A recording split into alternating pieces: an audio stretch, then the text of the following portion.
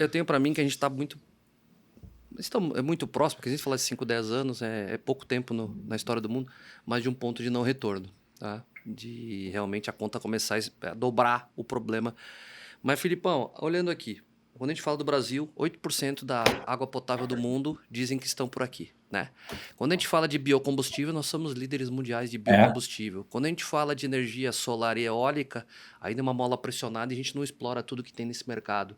Mas a gente tem um terreno muito fértil para ser exemplo no mundo a fazer isso, a despeito de qualquer governo que esteja no comando do Brasil. Enfim, acho que até tem que vir é. muito mais do capital privado, um estímulo a fazer isso. Mas a gente tem o recurso natural que falta no mundo, ele está bem concentrado aqui. O Brasil está no radar da Terrascope? Boa pergunta. Né, você até comentou do Brasil e da questão do biocombustível, né? Uma coisa que me deixa preocupado, né? Não é só no Brasil na questão do biocombustível, né? Só, um parênteses, eu falo do Brasil.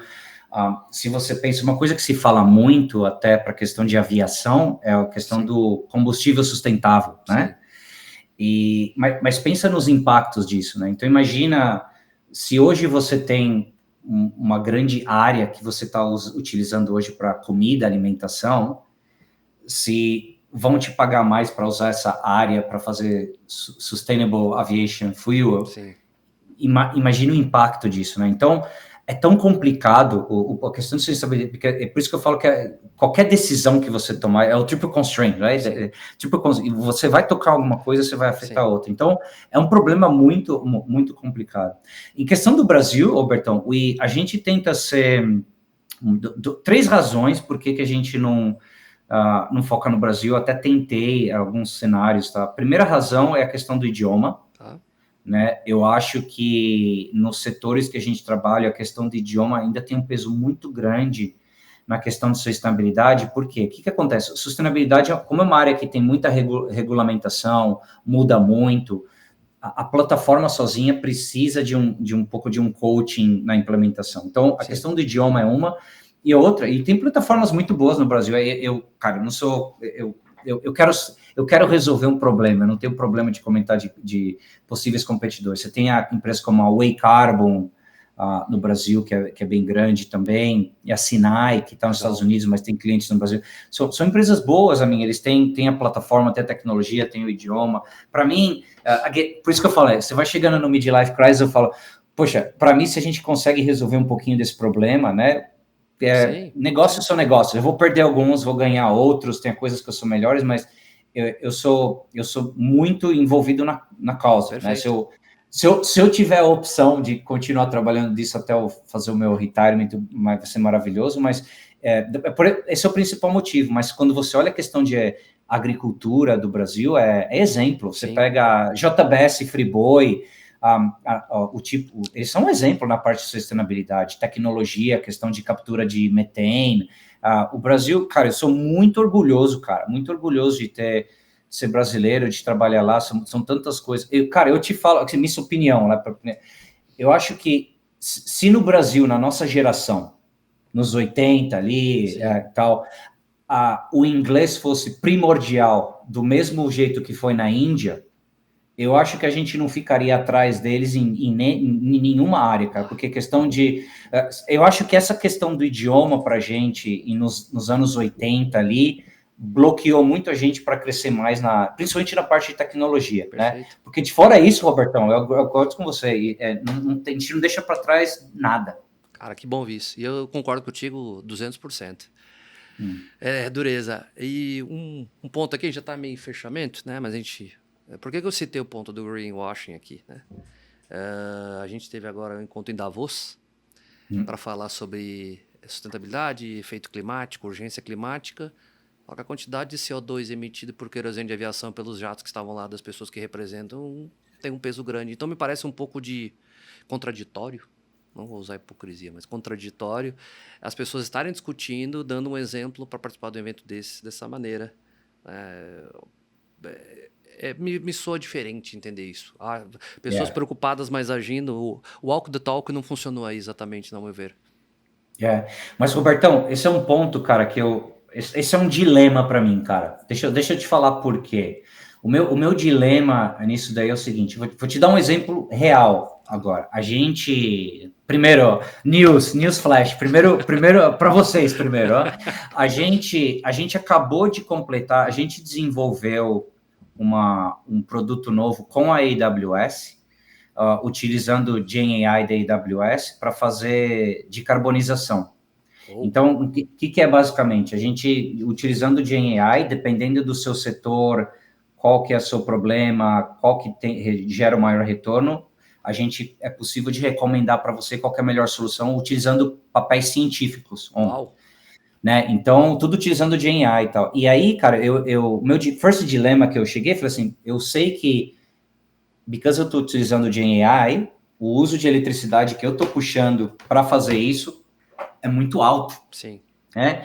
Então, mesmo no exemplo que você deu, eu acho que para mim, na minha opinião, essa é uma opinião pessoal, o maior problema, porque sustentabilidade não ganha movimento e tração, e é sempre de alto e baixo, eu acho que é principalmente isso, porque nunca vai ser perfeito, esse balanço vai ser muito complicado. Então, assim, se eu tenho alguém pegando um jatinho para ir lá, seja para onde for, para falar, eu vou assinar um contrato que eu vou cortar todas as minhas empresas de carvão, de energia, eu pago o preço. Aí eu pago. Isso é perfeito. Perfeito. Não, aí sim.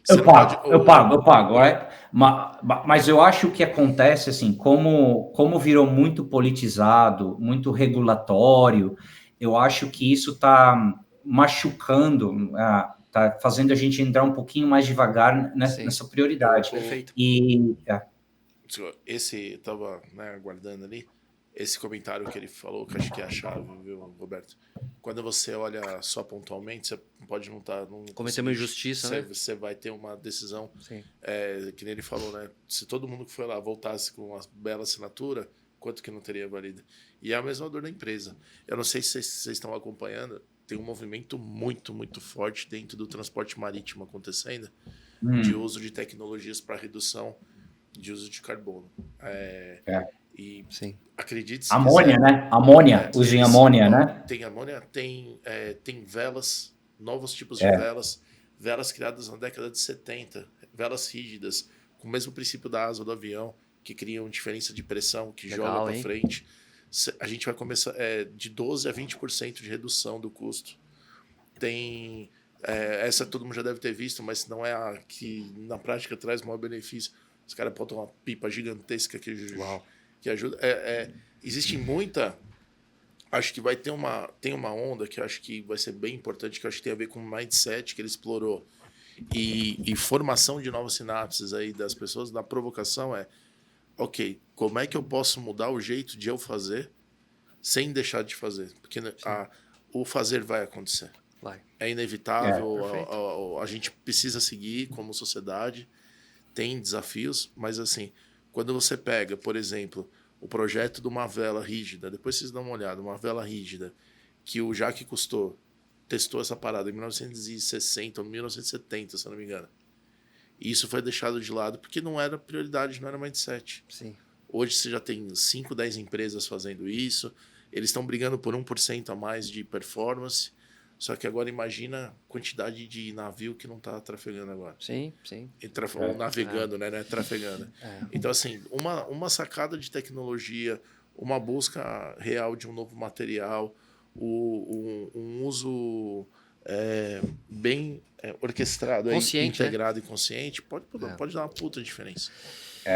Mas isso tem mudanças tão estruturais, né? Porque, assim, nenhum produto, seja qual for o setor, todas as gerações que a gente nunca desenvolveu coisas pensando em circularidade. Sim. Isso, é o princípio.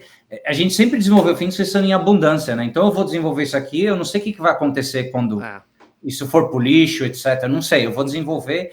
E você até falou disso, da questão de energia. Tem essa empresa sensacional, é um cliente nosso, isso eu posso comentar. Eles são top 1 ou 2 do Time Magazine, de empresas mais inovadoras da Time Magazine. Chama Omnium. Eles fazem green hydrogen. Né? Então, o que é o green hydrogen? É o hidrogênio verde. Sim. Eles usam energia como eólica e tudo, e eles fazem o processo de produzir energia com hidrogênio renovável. Então é sensacional, porque o que eles fazem? Eles têm as máquinas dele, você coloca na sua fábrica, e é de novo aquele exemplo, né? Então, você está salvando carbono, você está ajudando o planeta, mas você está baixando o custo. Então, o que a gente precisa ver é mais disso, mas fundamentalmente, né? Se você está na universidade, a gente nunca aprendeu por que quando eu desenho um produto eu tenho que pensar o que vai acontecer quando vai para o lixo ou para onde vai, se vai pro... fundamentalmente é uma mudança muito grande, vai demorar tempos para a gente fazer isso. Tem um ecossistema que acho que imagino que no mundo inteiro, se não é igual, pelo menos a dor existe. Aqui no Brasil, essa questão de sustentabilidade em modelo cíclico, o lance das baterias de carro, não dos carros elétricos, mas a bateria típica, aquela bateria Moura e coisas do tipo assim. Não sei se vocês sabem, o aproveitamento é quase 100% de reciclagem. Não sabia. Por exemplo, você já viu que quando você acaba a bateria, veio o carinha lá da Porto Seguro ou da sua seguradora, ele fala, eu já tenho aqui a bateria e tal, não sei o quê. Quando ele deixa a outra, já tem um processo que a fabricante já pega e já reabilita aquilo. Então, o reuso da carcaça, até mesmo do fluido, caso não tenha vazado, alguma coisa assim, já faz parte do processo de produção.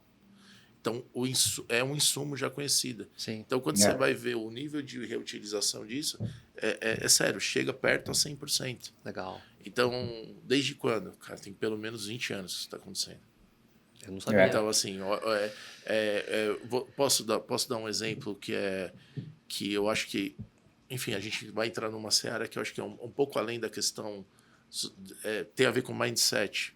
Né? Por exemplo, a BYD é conhecida pela bateria, a Tesla tem a bateria e tal, não sei o que é a bateria. Pô, vou fazer uma analogia e depois eu volto no tema. Até 2 anos atrás, a merda do plug lá da Apple era um e da Samsung era outro. Por qual propósito, cara? Qual é a patente? Qual é a grande diferença de resultado do produto de ter os dois, o USB Type-C? Interesse comercial. Então, mas olha só, a Samsung, eu não estou fazendo propaganda, mas a Samsung segue os padrões de standard I3E lá da engenharia desde sempre. A Apple, não, vou fazer um negócio diferente aqui porque o meu é diferente. Qual que é o impacto só para a construção daquilo? Para você ter um produto diferente. Então, pô, é legal, é diferente, mas está fazendo sentido? Para mim é burrice. É totalmente burrice isso. Então, olha um exemplo, eu estou falando do cabo. Bom ponto. Agora, vamos trazer para coisa moderna. Então, não fala, a bateria, tem uma bateria que não sei o quê. Aí, assim, tô aqui com o meu celular, né? Nesse caso, uma pergunta, né? Acho que a bateria dura e tal. Acho que tem até questões até de proteção para não descartar em qualquer lugar. Mas vamos imaginar que, como no passado, que a bateria era desplugável. Sim. O Motorola, eu me lembro, Motorola. Era o que tinha lá a bateria. Ou todas as ferramentas elétricas do marceneiro é assim. Sim. Por que a bateria de um carro não serve por um modelo de um plug universal, onde você consegue tirar e substituir? Bom ponto, cara. Nossa. Entendeu? Aí você olha lá no Japão, no Japão não, na China, tem uma empresa que está bombando, que ela tem um posto de bateria. Você entra para o carro olha embaixo, vê, desconecta, põe a sua bateria. E aí você não tem mais o problema de ter a posse da bateria. Você tem o uso da bateria. Ou seja, aí a gente entra em outro negócio que ele deve estar trabalhando, que é a propriedade versus o uso. Se todo mundo quer ter a propriedade da bateria, o que vai acontecer? Lascou. Dançamos, cara. Agora, se você fizer um sharing interessante e se você criar isso num modelo de negócio, porque essa teoria de compartilhar a bateria é legal, né? Mas vamos chamar de o maluco beleza da tecnologia, né? Mas é esse tipo de cenário que vocês trabalham aí? É isso? A gente trabalha com várias empresas e tal, mas... Desculpa te interromper, é porque eu tenho insônia. Eu tenho insônia. Aí, às vezes, às 3 horas da manhã eu acordo. Não tenho insônia, é assim. Se eu acordar, eu não durmo mais. Aí eu fico vendo esses vídeos, eu sei um monte de coisa. Mas esses são exemplos perfeitos. E tem muitos casos. Basicamente, o que a gente faz? As empresas a medir o carbono deles, o que você tem que fazer para diminuir e como alinhar quanto custa versus o retorno. Né? Então, isso que a nossa plataforma faz. Mas outra coisa para contar para vocês, caso real também, tem muita questão nossa do consumidor também. Então, exemplo real, tem uma empresa de energético conhecida até que a gente trabalha, e quando a gente trabalhou com eles e tal, quando você olhava, falava assim, poxa, o principal fator para você de diminuir o carbono é a questão da embalagem. Sim. Né? Então, tem lá a questão da latinha, tal, não sei o quê. E aí, eles fizeram um piloto. Falou, beleza, deixa eu mudar para o plástico, né? Deixa eu mudar para um outro modelo, porque tem muito mito também do plástico versus o vidro, mas na realidade, o plástico, se ele for reciclável, é melhor do que de vidro. Né? Então, tem muito mito também. Aí, o que acontece? Eles fizeram esse, ok, beleza, vamos diminuir o carbono. As vendas caíram. Sim. Aí fizeram um research e falaram, mas por que tal aconteceu? Porque 90% dos clientes daquele produto em particular era homem, e aí nas pesquisas e tal, você falou assim, mas eu sempre tinha aquela lata de metal que era masculina e tal, aí vocês me colocaram naquela latinha um pouco plástico um pouco menor, ficou meio feminino, então eu não quero comprar mais. Masculinidade, ela mexeu, mas tem tanta coisa, tem coisa mental, por exemplo, o arroz, que nem o arroz, cara, eu não sei se vocês sabem, mas o arroz é tão perigoso para a questão do clima quanto mais como o bife. É muito, porque tem muito metano, gás metano e tal, de como você faz a questão do arroz, de água e tal. E é a mesma coisa, tem um cliente nosso no retail, supermercado, que tem um arroz que é mais sustentável e tal, não sei o quê, mas o pacote é feio, né? Então não é tão bonito quanto o arroz lá, o branquinho e tal, não sei o quê. Então tem essa questão do consumidor que sempre vai afetar. Então é um problema, eu gosto também porque é isso, que é um problema complicado de resolver. Então é por isso que eu gosto muito do que a gente faz no Terrascope.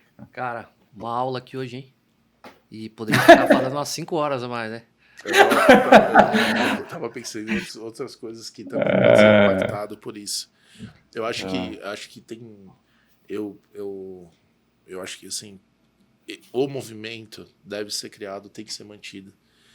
Eu acho que tem, como a gente falou, né? Às vezes, você tirar uma foto específica de alguma coisa, você pode até cair num tema, né? Assim, sem criar polêmica. Né? Você falou da geleira, você cita algumas vezes. Tem vários caras mostrando que faz parte do ciclo natural e que, não sei se vocês sabem, tá? Mas é curioso isso aí. Não quero criar polêmica, tá?